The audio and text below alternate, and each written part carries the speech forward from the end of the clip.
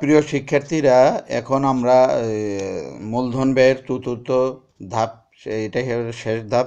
তো যা বলছিলাম, এখানে প্রতিটা সোর্স অফ ক্যাপিটালের ওয়েট না দেওয়া থাকলে বের করতে হবে।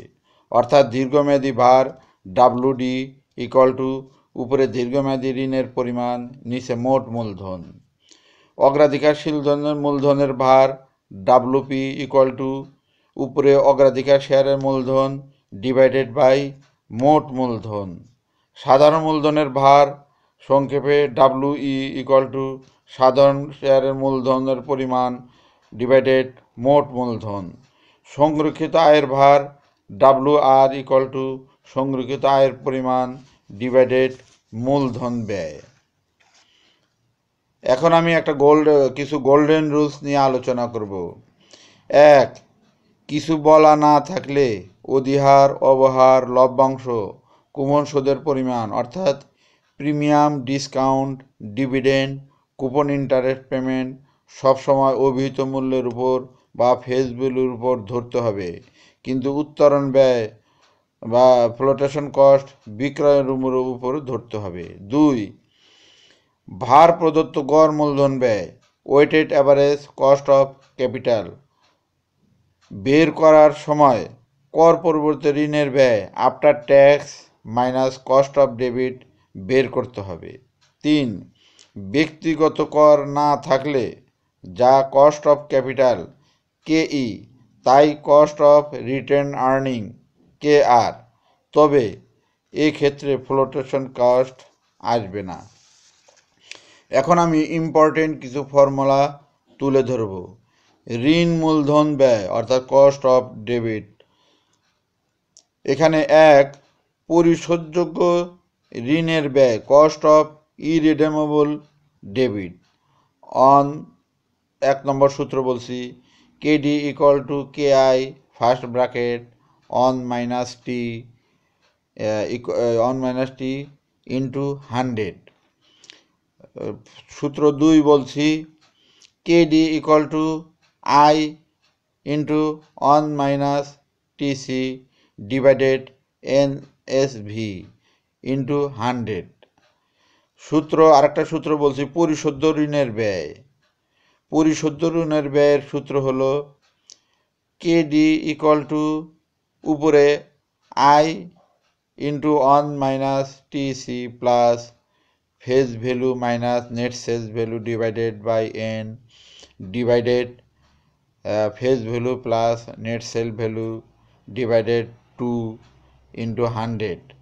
এখানে কেডি দ্বারা the tax rate of cost debit, KI দ্বারা the before tax cost of debit, TC দ্বারা কর্পোরেট ট্যাক্স, আই হলো কুপন ইন্টারেস্ট পেমেন্ট, এফসি হলো ফ্লোটেশন কস্ট, আরবি হলো রিডেমশন অফ ভ্যালু, এনএসভি হলো নেট সেল ভ্যালু। এখন আমি অগ্রাধিকার শেয়ারের ব্যয় কস্ট অফ প্রিফার্ড স্টকের সূত্র বলবো। 1.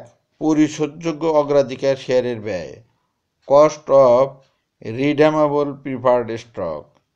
এখানে কেপি ইকুয়াল টু উপরে থাকবে DP plus RV minus NSV divided N divided RV plus NSV divided 2 into 100। এখানেও আমরা কেপি দ্বারা corporate of preferred stock, DP দ্বারা dividend of preferred stock, PP দ্বারা price of preferred stock, FC দ্বারা flotation cost, RB দ্বারা redemption of value, NSV net sale value বোঝাচ্ছি। এখন আমি 2 নম্বর সূত্র অপরিশোধযোগ্য অগ্রাধিকার শেয়ারের ব্যয় কস্ট অফ ইরিডেমেবল প্রিফার্ড স্টক সূত্র বলছি কেপি ইকুয়াল টু উপরে ডিপি ডিভাইডেড পিপি মাইনাস এফসি।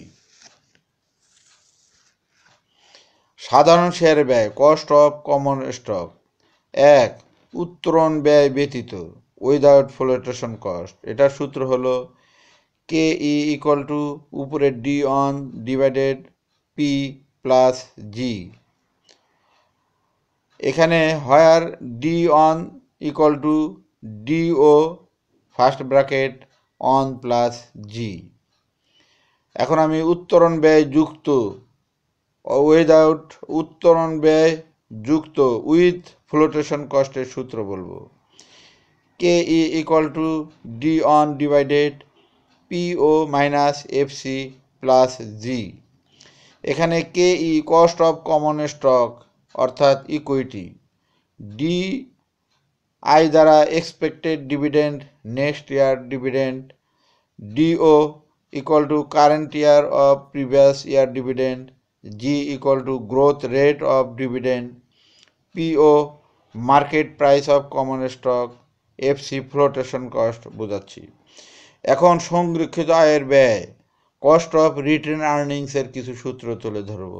এক, যখন ব্যক্তিগত কর থাকে না, absence of personal oblique marginal tax. এখানে সূত্র হচ্ছে K R equal to K E equal to K R equal to উপরে D one divided PO plus G. সূত্র 2, যখন ব্যক্তিগত কর থাকে, when personal tax given, then সূত্র হলো কে আর ইকুয়াল টু উপরে D one into one minus TP divided PO plus G. এখানে কে আর দ্বারা কস্ট অফ রিটেন আর্নিংস, টিপি দ্বারা পার্সোনাল ট্যাক্স রেট বোঝাচ্ছে। এখন আমি ওয়েটেড অ্যাভারেজ কস্ট অফ ক্যাপিটালের সংক্ষিপ্ত সূত্রটা আবার তুলে ধরছি। WACC weighted average cost of capital equal to WD KD plus WP KP plus WE KE plus WR KR। এখন আমি দু একটি অঙ্কের মাধ্যমে সূত্রগুলোর ব্যবহার দেখাবো। প্রিয় শিক্ষার্থীরা, অপরিশোধযোগ্য ঋণের পরবর্তী ব্যয় নির্ণয় করো একটি অঙ্ক আমি আলোচনা করব। একটি কোম্পানির 12% সুদে 1000 টাকা মূল্যের অপরিশোধযোগ্য বন্ড আছে। কোম্পানির করের হার হচ্ছে 40%। এই বন্ডের কর পূর্ববর্তী ও কর পরবর্তী ঋণের ব্যয় নির্ণয় করো যদি ক বন্ডটি অবহিত মূল্যে বিক্রয় করা হয়, খ বন্ডটি 10% অধিহারে বিক্রয় করা হয়, গ বন্ডটি 5% বাটায় বিক্রি করা হয়।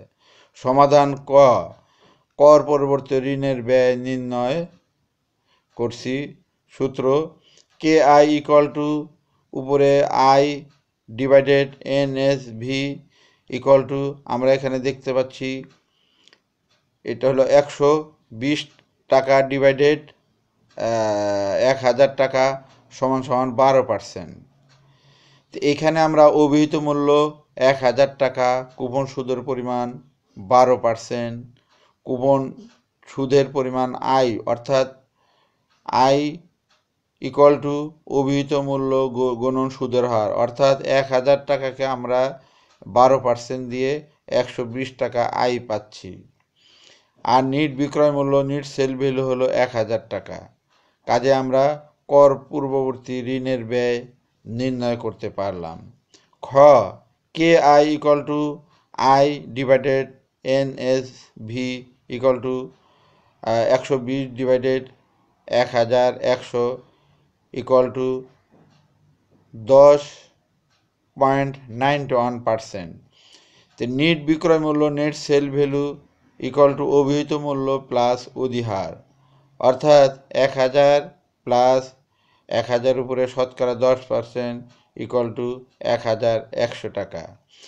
এখন গ আমরা অতি সহজে বের করতে পারি K I equal to I divided NSV equal to 120 divided 950 equal to 12.63%।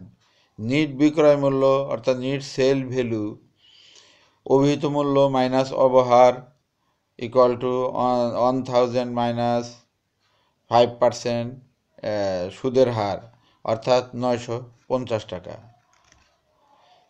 এখন আমরা ঘ হিসাবে যদি বের করি বন্ডের কর পরিবর্তে ঋণের ব্যয়, এই ক্ষেত্রে কেডি নির্ণয় যখন করের হার 40% হয়, সেক্ষেত্রে আমরা কিভাবে বের করি? KD equal to K I first bracket 1 minus TC, এখানে ইকুয়াল টু 12 1 মাইনাস কর হার 40%, তাহলে আমরা সুদের হার পাচ্ছি ঋণের 7.2%।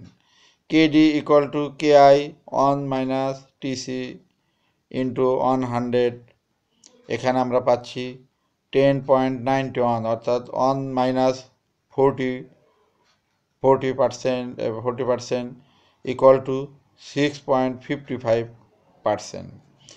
গতে আমরা পাচ্ছি KD equal to K I first bracket minus TC into 100, এখানে আমরা পাচ্ছি 12.63% ইন্টু 1 মাইনাস 0.40, এখানে পাচ্ছি 7.58%।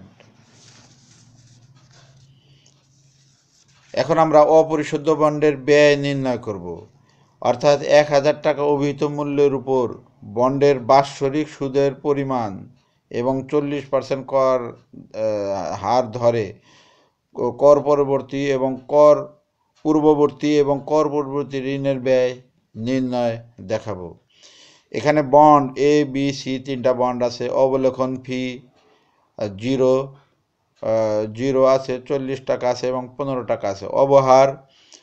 অবহার বা অধিহার, এখানে আছে অবহার মাইনাস 20 টাকা, অধিহার 10 টাকা অভিহিত মূল্য, এবং কুপন সুদের পরিমাণ প্রথমটা আছে 9%, পরেরটা আছে 10%, পরেরটা আছে 11%।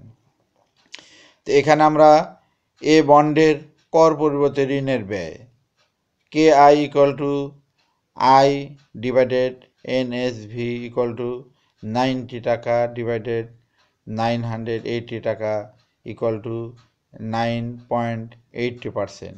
এখানে অভিহিত মূল্য 1000 টাকা, কুপন সুদের হার 9%, কুপন সুদের পরিমাণ আই ইকুয়াল টু অভিহিত মূল্য গুণন কুপন সুদের হার, অর্থাৎ 1000 টাকা ইন্টু 9% সমান 90 টাকা। বিক্রয় মূল্য সেল ভ্যালু ইকুয়াল টু অভিহিত মূল্য মাইনাস অবহার, অর্থাৎ 1000 টাকার শেয়ার আমরা 20 টাকা ডিসকাউন্টে বিক্রি করেছি অবহারে, তো দেখা হলো 980 টাকা। নিট বিক্রয় মূল্য এনএসভি, বিক্রয় মূল্য মাইনাস অবলেখন ফি 980 টাকা মাইনাস 0, 980 টাকা। তো প্রিয় শিক্ষার্থী, আমরা মোটামুটি 4টা লেকচারের মাধ্যমেই এই অধ্যায়কে সমাপ্ত করতে চাই। তো এখন আমরা 4টা অধ্যায়ের মধ্যে জ্ঞান এবং অনুধাবনমূলক অনেক তথ্য আলোচনা করেছি, অঙ্কের সূত্র আলোচনা করেছি। যাই হোক, সৃজনশীল সিস্টেমে তোমাদের সিকিউতে থাকবে 10 এবং প্রতিটা প্রশ্নের 10, সেটা ভাগ থাকবে। জ্ঞানে থাকবে 1, অনুধাবনে থাকবে 2, প্রয়োগে থাকবে 3, উচ্চতর দক্ষতায় থাকবে 4, অর্থাৎ সিকিউ 10-এর প্রশ্ন হবে। কিন্তু জ্ঞান, অনুধাবন, প্রয়োগ, উচ্চতর দক্ষতা সকল ক্ষেত্রে থাকলেই তোমরা সব দিক দিয়েই অঙ্ক এবং সিকিউ এবং এমসিকিউর প্রশ্নগুলো উত্তর দিতে পারবে। তো সবাইকে ধন্যবাদ।